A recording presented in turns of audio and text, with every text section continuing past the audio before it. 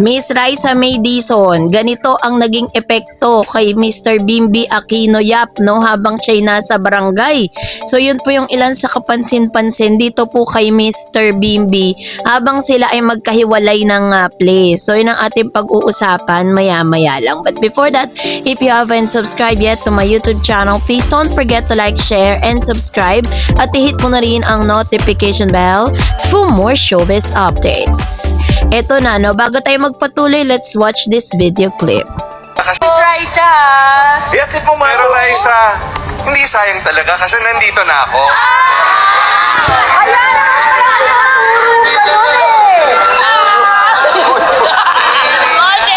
Atid mo muna siya dun. Atid mo muna siya dun. Ilan sa mga videos na napanood po ninyo or video clips na ito po yung nagpapatunay kung paano yung energy nitong si Bimby at nakasama niya ito pong si Miss Raisa habang yung isa naman isang tagpo sa Itbulaga habang wala si Raisa sa tabi ni Bim, no? Yung init at dulot ng trabaho nga, sabi nga dito, from 1 p.m. to 1:14 p.m. mainit as in paypay to the max, uri ng init sa barangay ngayong araw. Naka-shades ang paningin ko pero ramdam ko pa rin yung singaw ng semento habang nakahawak siya sa mic. Standard sugod bahay day, sigawan ng mga kapitbahay, tawa ron, hirit dito si Kuya Jose at si Paulo at walang tigil na pagpapatawa habang nagsiset up ng camera crew para sa next winner. Napatingin ako sa maliit na portable monitor sa tabi ng director.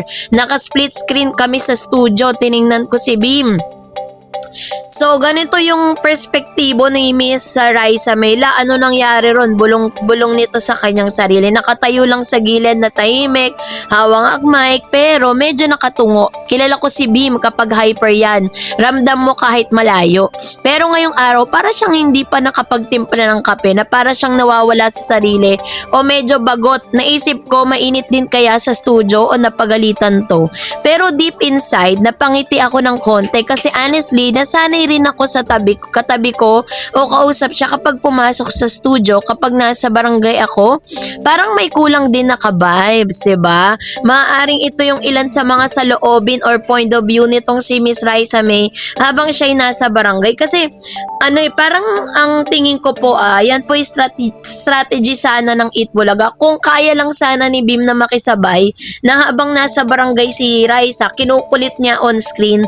Doon nagsimula kasi ang Aldab, diba? Yung sa Aldab kasi parang split screen sila.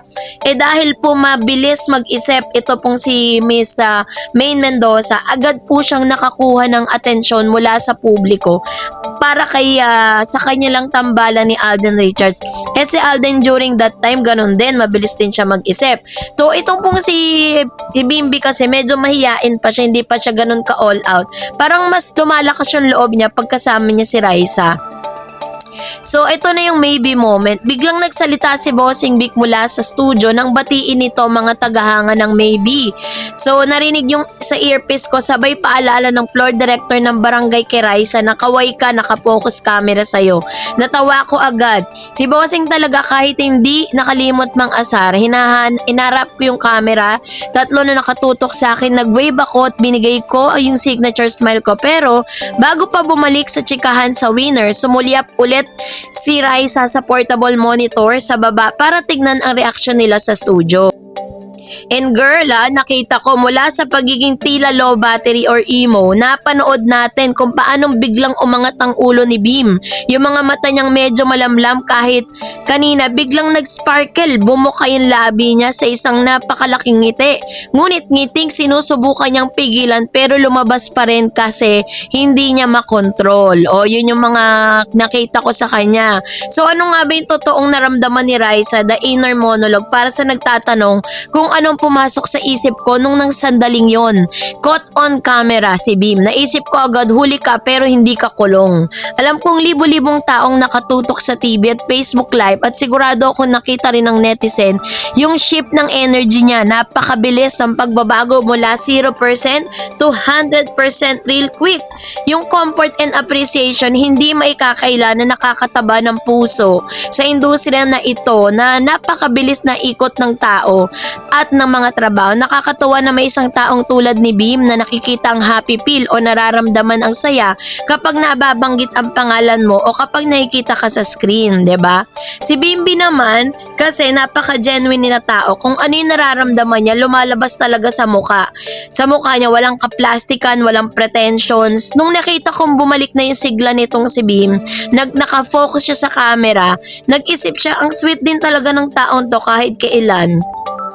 And of course, syempre, si Bim is fighting the shyness, yung kuryente moment. Syempre, kahit sanay tayo sa camera, sanay na sila sa camera. Simula nung bata pa sila, naramdaman nila na may konting kuryente o panginginig ng pisngi.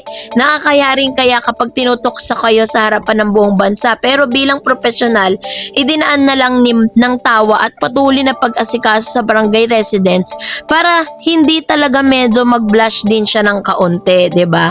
So, akala natin, Bim, nakita kita sa monitor. So, nakita natin siya sa monitor, akala natin na hindi natin siya napansin. Pero wag kang magsa-sad boy dyan sa studio kasi babalik din naman si Raisa May bukas, no? At nagpasalamat din siya sa laging pagsuporta at pagiging magandang energy sa trabaho. At sa lahat ng mga maybe shippers na nag-viral na naman ngayong araw, kalmahan nyo lang po, babawi daw sila sa studio paglipas ng barangay duty. So, dahil po dito is marami pong mga netizen ang nakamiss ngayon sa presensya kasi sanay tayo na magkasama silang dalawa at parang this is gonna be the first time na magkahiwalay sila split screen. At ito na po yung ika-4 na araw na straight si Bimbi po ay napapanood sa Itbulaga. This is gonna be the parang manifestation na talagang araw-araw na natin silang mapapanood. Lalo na't ngayon meron pong kinaharap, no, na malaki pong problema ang kanilang katunggaling na noon-time program. Kung hindi nyo po nababalitaan, si Vice Ganda po at ang production at producer ng nasabing noon-time program ay pinadala ng sumon, no, nito pong MTRCB chair na si Lala Soto. At dahil po sa isang segment kung saan parang nagpapakita daw ng racism and at the same time, hindi rin nila nagustuhan yung isang segment na parang nakahiga si Vice Ganda habang siya po ay parang tinutuluan ng lugaw. So medyo marami pong mga netizen at mga nakapanood no na hindi masyadong nagustuhan yung kanilang napanood, 'di ba? Kaya talagang masasabi mong ang Itbulaga is pampamilya siya, recommendable talaga siya sa lahat. Hindi lang siya for specific gender, 'di ba? Hindi lang for specific gender na sila lang yung bida dun sa nasabing show. Ang Itbulaga po is for family. Kumbaga parang lahat po, it comprises your anak, lahat ng miyembro ng pamilya mo, pwede mo silang panoorin.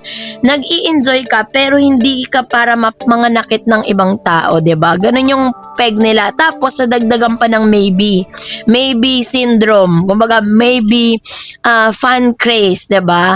Kaya naman sa ngayon ay medyo lang tayo, taste lang tayo kasi makikita rin naman sila bukas. Tapos bukas naman si Bimbi naman sa barangay, Tingnan natin kung anong gagawin po ng Itbulaga. So kayo po, anong niyang saloobin patungkol dito, mag-comment kayo sa comment section. And that's it for today. For more videos and updates, please don't forget to like and subscribe, and please don't forget to follow my Facebook page, Dareds TV and Dareds Channel. God bless everyone.